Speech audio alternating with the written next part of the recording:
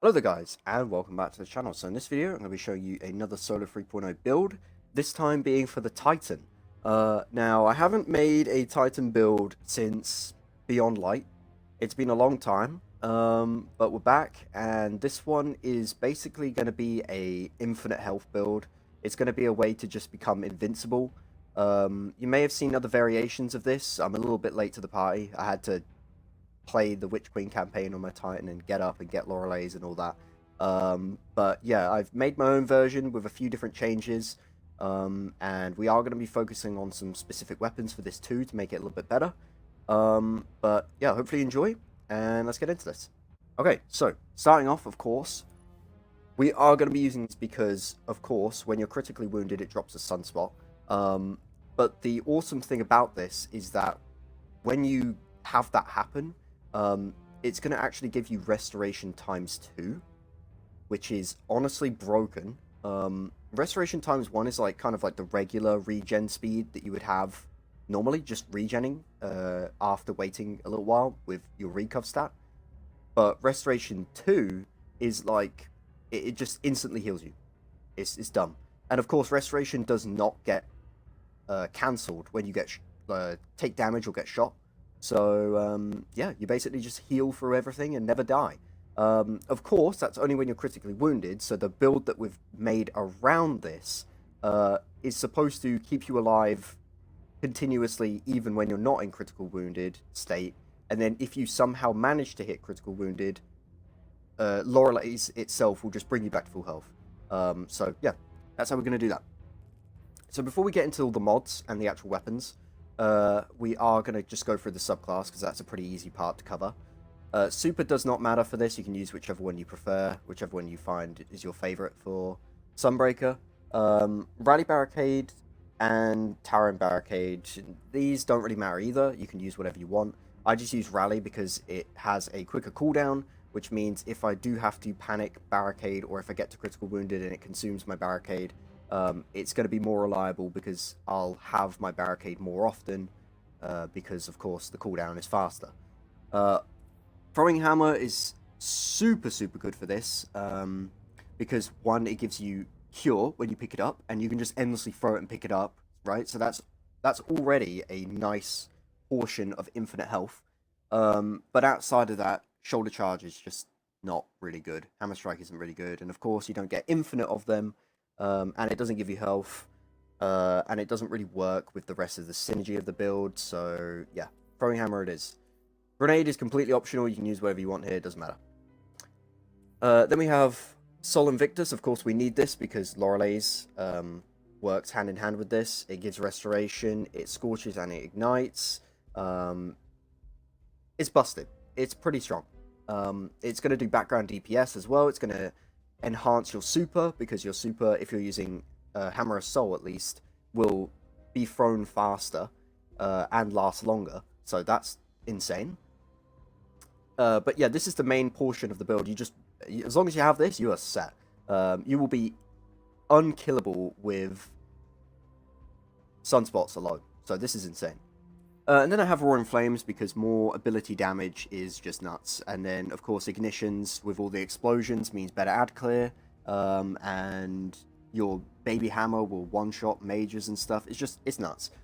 Also, the reason why I don't recommend using the Uppercut Consecration is because you only get one Fragment slot, and that's kind of detrimental to the build. So if you are fine with not using this, then definitely run Roaring Flames and get the second Fragment slot. As for Fragments, we've got Radiant. Of course, again, Throwing Hammer is infinite, so Radiant is infinitely procced, which is nuts. Then we have Final Blows with the Super, causes enemies to ignite. I mainly have this on for strength, but also because I do like using my Super a lot. So I like to have all the explosions going off at the same time as me just throwing the hammers at whatever it is I'm throwing. I mostly use the Super for ad clear. So that just works hand in hand. It makes the ad clear a bit easier to do. Then I have rapidly defeating multiple targets with solar ignitions generates an orb of power. The main reason why I have this is because I do have a few things actually in the mod section based around orbs, and this is nuts for when I'm ad clearing with the super or just making orbs with my guns. But we'll get to that later. This will make more sense later. And then I also have class ability recharges faster when you Scorch. This is perfect because my nade will Scorch, my super will Scorch, and we have Roaring Flames that will also Scorch because of Ignite. Ignite spread Scorch eventually down the line, so that'll be good. And that's pretty much it. Also, Sunspots do Scorch as well, which work hand in hand with Roaring Flames, passing on all of that.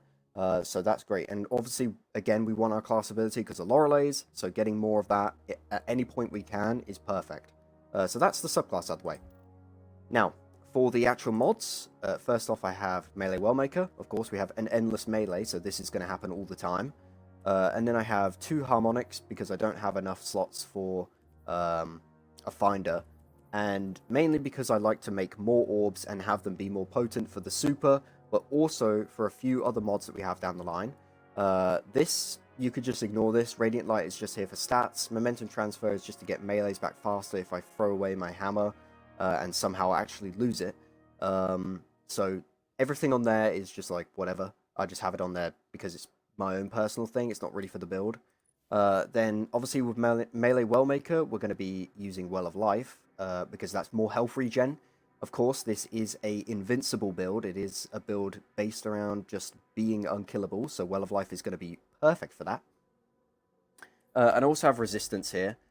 Solar and Void damage resistance, just because they double up, so it's like, okay, I'll throw this in here. And I have Reserves, because the linear that I have on is busted. We'll get to that soon. Then again, I have another Well of Life, and you'll see why I've got these two very, very shortly. I also have 2 recuperations, of course, more health, and we are making orbs with the subclass itself, and also with my weapon, my solar weapon, because it matches my subclass, and I've got harmonic, and I do have solar, so that's that. And then we have the best part, elemental time dilation for double Well of Life to get more time on the healing, so it stops us from dying. And then I have this, Radiant Orbs. Picking up an orb of power makes you radiant. Now, you might be thinking, why would I need this when my melee makes me radiant anyway, and I have an endless melee? Well, this mod actually makes orbs obtainable endlessly. So, like Star Eaters and a few other mods, maybe a Fragment on Void. I'm not sure if that actually does let you pick up orbs. With some of that stuff, even though I have a super, you can still pick up orbs and get the benefits of recuperation and whatever else you might have on. And this does that too. So picking up an orb, so normally if I was saving my super and I tried to pick up an orb, it wouldn't work, and therefore recuperation wouldn't work, which could be clutch in some sort of scenario where Loreley somehow doesn't save me. But yeah, with this, I can pick up orbs endlessly, no matter what, no matter if I have a super or whatever, and I will always have recuperation popping off, and it also gives me radiant as a nice little bonus. And then I also have utility kickstart, so if I do put down my barricade manually, it'll be, the regen will be a bit better, it'll be a bit faster, because this is going to give me a bump of energy straight up. So, a subclass of mods out the way. As for stats, this is pretty simple. I recommend going for Int for add clear super, Strength as a backup to losing your hammer and getting it back faster, since the hammer is a pretty important part of the build, and then Resilience for just the 40% damage reduction. Resilience is insane now, it's completely broken, and pairing it with this infinite health build, I mean, it just adds on, right? You're taking such little damage, and you're healing so frequently, you cannot die. And if something somehow does bring you down there, of course, we have so many ways of getting right back up to full health, and obviously with the Resilience, that's just amazing. So, yeah, that's pretty much it. Now for the weapons, I have Witherhoard and the Linear because they are the highest DPSing things in the game, or just like overall damage. I mean, Storm Chaser is completely insane. If you can get a good roll on this, Clown Cartridge Vorpal, Clown Cartridge Fire Line with Accelerator Cores and Charge Time Masterwork, you will be pumping out damage, especially paired with Witherhoard. Also have Witherhoard for add clear and just to take out mages. I could just like stick something and then run away and deal with something else while that thing's dying. And then I have a pretty important part, Incandescent, or Incandescent, however you want to say it, Callus Mini Tool. So it's a 900 RPM or submachine gun, which just feel great in this game. And then it has this perk, which basically killing enemies spreads Scorch, and then eventually, if you stack up enough Scorch, they explode in Ignition. And we already know from earlier, Ignitions give me my class ability. Actually, it's just Scorch that gives me my class ability, but it's Ignitions that give me Orbs. So I'll be getting Orbs from actually just killing regular enemies anyway, and then if the Scorch eventually leads to Ignite, that makes more Orbs, which gives me Radiant and gives me health. And then, of course, Scorch gives me class ability, so we're getting our class ability back faster. And yeah, I mean, it's got good ad clear potential because scorching and blowing up enemies is great. This is a great gun. If you can craft this, I highly recommend going for Enhanced Grave Robber and Enhanced Incandescent. And then getting some ammo perks here and whatever else. It doesn't really matter. But yeah, just get these two, this Enhanced and Grave Robber, or Unrelenting. Unrelenting's not bad either because it does work with the Scorch. If the Scorch kills things, and it came from this weapon, Unrelenting will proc. Kind of like Headstone with the Stasis Crystal. So yeah, that's the whole build. That's it. I'm just going to show gameplay now. And hopefully you enjoyed. Let me know what you think of the build. And let me know what you think of Loreley's after the Solar 3.0 changes. If you think it's busted or not. And also Sunbreaker in general, because I think Sunspots are a little bit overtuned. Resilience might be a little bit overtuned, although I do enjoy that aspect. And then, of course, Loreley's is pretty broken. I'm not going to lie. But yeah, let me know what you think of the build. And hopefully you enjoyed. Adios. The